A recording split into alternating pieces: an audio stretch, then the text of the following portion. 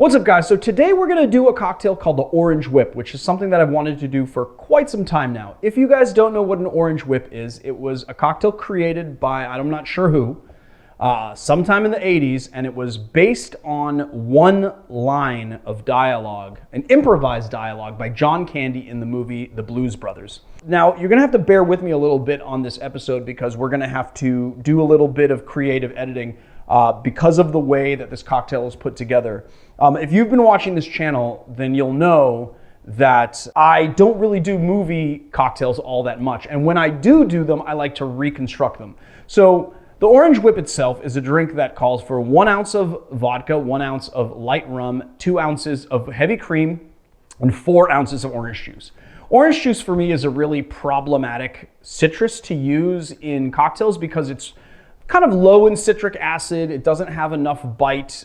It is very sweet for a citrus fruit, and so when you put more sugar into it, it kind of goes overly sweet. But if you don't put any sugar into it, it's just kind of not sweet enough. I saw what they were going for in this cocktail with the ingredients. They were kind of going for like an Orange Julius style kind of flavor with a little bit of creaminess to it, and kind of just that, like, I don't know, almost like an orange creamsicle, I think is what they were going for. And I like the idea of putting rum in there because it kind of gives it a tropical vibe depending on the rum that you use. And I love the idea of putting vodka in there because you're just upping the alcohol, kind of rounding things out without necessarily messing with the rum's flavor profile. But that drink to me just doesn't seem very balanced. And the other thing that I thought was, why would someone put 2 ounces of heavy cream in a drink and not make a fizz out of it? So I decided that I would reconstruct this as a Ramos Gin Fizz preparation of a Orange Whip.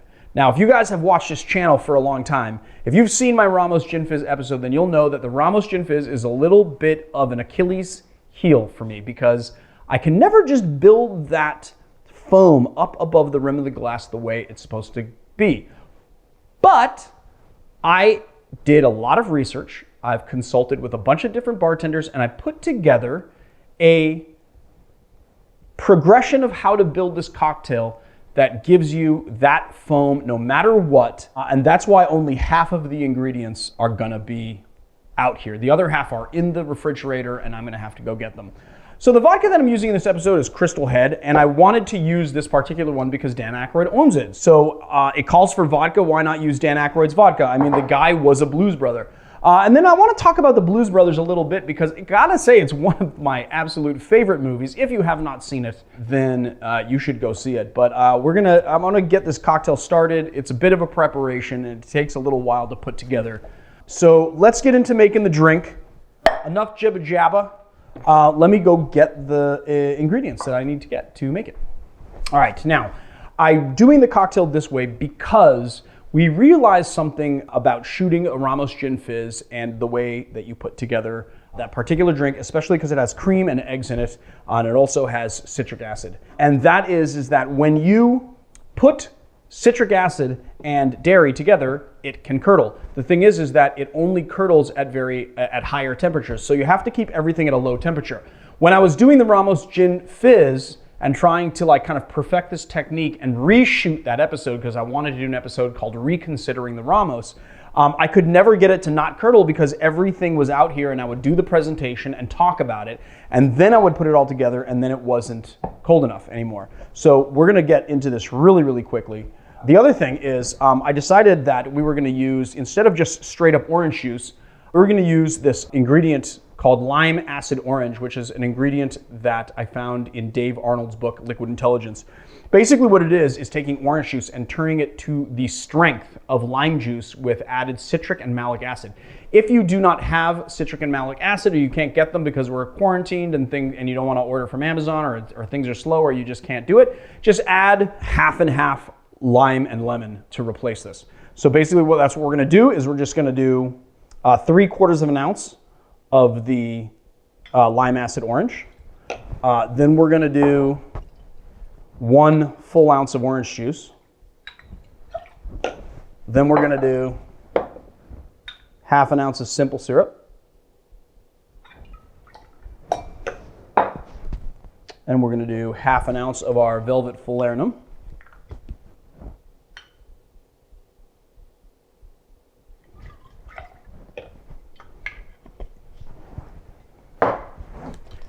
we are going to do 1 ounce of Rhum Barbancourt, which is Haitian rum, and kind of has that same sort of, almost like a rum agricole and a Jamaican rum sort of met, but very light in flavor. And then what we're going to do is, so I have the Crystal Head vodka out here, but I actually did a coconut fat wash in here, which is pretty simple procedure of just taking your vodka, about 300 mils of vodka, and taking 2 tablespoons of coconut oil, melting it over the stove, and then throwing it into the vodka and just letting it sit in there for a couple hours, and then putting it into the freezer for a couple hours. And what happens is that the fat in the oil will solidify. You skim that off, and you've basically imparted coconut flavor into your spirit. It is called fat washing. It'll be written below. We're going to do 1 ounce of the coconut fat washed Crystal Head vodka. Then we are going to do 1 ounce of heavy cream and 1 egg white, which I am doing right into the tin, and you should never do that. Always do it in the other tin. I could have really messed that up. And even if you get a little tiny bit of yolk in there, it actually doesn't matter.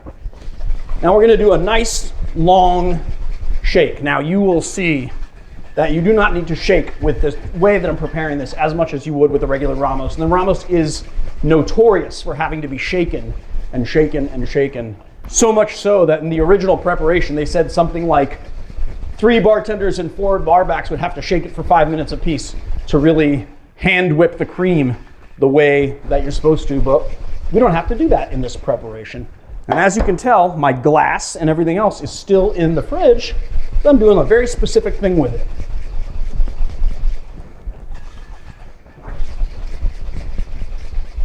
All right, I think it's time to put in our ice. Now, I'm gonna grab our glass, which I have frozen. It's one of the very few times you'll see me freeze a glass. And then I'm just taking 1 piece of ice, about this big. If I was in my bar, it would be like a cold draft piece of ice. If you don't know, a cold draft piece of ice is just a machine that makes very big, dense ice. But I'm just gonna use this that I cut myself, and we're just gonna add that, seal our tins, and we're gonna shake until the ice is completely melted and completely gone.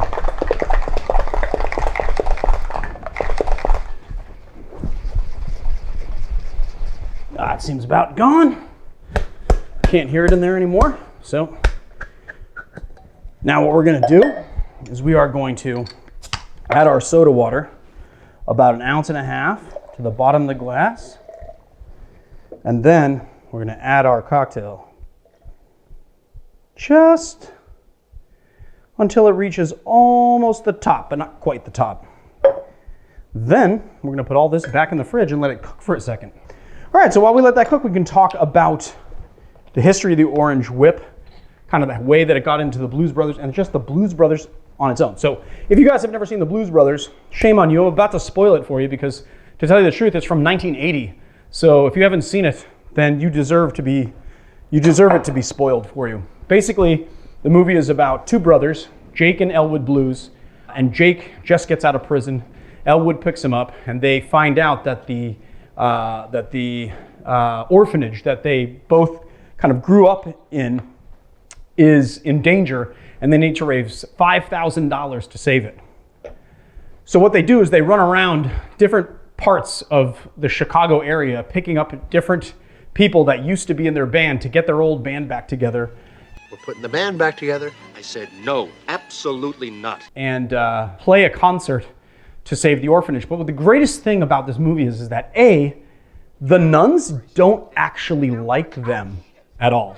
And so it's like, they start the movie with really no reason to want to save this orphanage. The other thing that's kind of cool about this movie is that they basically just go from place to place, pissing people off. And not on purpose. No, they're not on purpose. They're like witlessly, but they pull a lot of like really questionable behavior, you know, like when they go to that honky tonk and they pretend to be the band that's playing, and then the real band shows up and gets pissed off. And then not only that, they drive a car around inside a shopping mall because, I mean, the stupidest thing, Elwood Blues drives through a stoplight and then obviously gets pulled over by the police. There's a speed trap there or whatever, or there's a cop right there and pulls him over for running the stoplight. Then he hands over his license knowing that it's expired.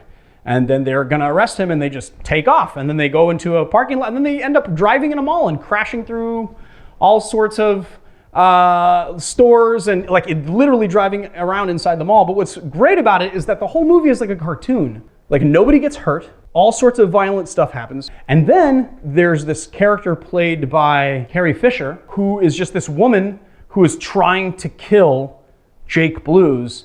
And she fires a bazooka at him and she blows him up in a phone booth. And then they end up playing this show at the very end. And then this is where the Orange Whip story comes in, all right? So they're playing a show at the very end to sort of raise this $5,000 after they got all of their bandmates together. And John Candy is one of the cops that has been following them kind of hot on their tail this whole time. And so he's inside the hall, and for some reason the cops aren't just gonna go arrest them. They're gonna wait till after their performance to arrest them. And while he's sitting there, he asks everyone around if they want orange whips. Who wants an orange whip? Orange whip? Orange whip? 3 orange whips. And it's just this improvised line, and it's completely random. But what's funny is that it works in the movie because the entire movie is completely random. So the story behind it is that the Orange Whip was an actual, like it was like a real soft drink, and it's been around since the 1950s. And there was a woman who was the costumer on the movie named Sue Dugan. And her father, Kenny Dugan, was the director of sales for the Orange Whip Corporation. And he had been providing the cast and crew with beverages throughout the shoot. And so he asked John Landis, the director of the movie, if he would ask somebody to kind of work the Orange Whip into the movie. And John Candy kind of overheard this and took it upon himself to improvise this line. And what's crazy is that John Candy improvising this line actually got the Orange Whip to then be more famous, because at the time it was something that was pretty well known, but it was sort of falling in favor, I guess. It wasn't as famous as it once was. And so they provided just a little boost in popularity from the kind of placement in that movie. But you never see the Orange Whip in the movie. Yeah, and now nobody knows what it is. You can't even find out what it is. You Google it, there's no information about it. There's no pictures of it. Wait a minute, didn't you find something that was I found this new website of somebody that makes something that they're calling Orange Whip, like the original is back kind of thing, or you can buy it. But I don't know. So there's a company trying to bring it back. Yeah, but which is weird because it's not like this cocktail is so popular. It's not like it's not on Wikipedia. You can't find anything about it. There's a Miss Orange Whip. I forget the actress's name, but she's on the screen right now, so I don't need to remember. And yeah, there's no information about this. It's just like a very random thing, but that's what kind of drew me to this. All right, let's see if it's probably ready by now. Let's see if I did this correctly, guys. So here it is. What we're gonna do is we're gonna take a straw. We're just gonna poke a hole directly in the middle, like so. We're gonna take the rest of our cocktail, because there's a little bit left in here, and we're gonna pour it into that hole. And lo and behold, then we're gonna finish off with a little bit more soda. See if we can, voila! The new and improved Orange Whip. And look at that Ramos head that I got going there. Pretty impressive. So there it is. That's how you want your Ramos to look. Like a cylinder that sort of just continues the glass on up. All right, let's taste this cocktail, since we jibba-jabbed about it enough.